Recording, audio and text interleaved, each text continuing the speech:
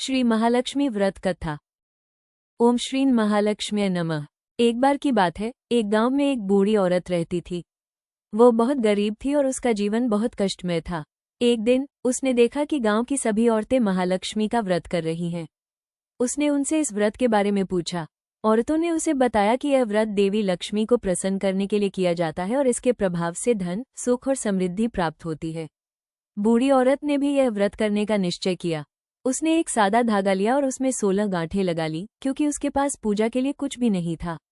उसने सच्चे मन से उस धागे की पूजा की और देवी लक्ष्मी से अपनी गरीबी दूर करने की प्रार्थना की। उसकी सच्ची श्रद्धा से प्रसन्न होकर देवी लक्ष्मी ने उसे स्वप्न में दर्शन दिए और कहा, तुम्हारी भक्ति से मैं बहुत प्रसन्न हूँ। तुम्हारे घर के आंगन में एक गाय आएगी। जब वो तुम्हारे घर से बाहर निकले तो तुम उसके पीछे पीछे जाना। अगले दिन ठीक ऐसा ही हुआ। एक गाय उसके आंगन में आई और थोड़ी देर बाद बाहर जाने लगी। बूढ़ी औरत उसके पीछे पीछे चलने लगी। गाय एक महल के पास जाकर रुक गई।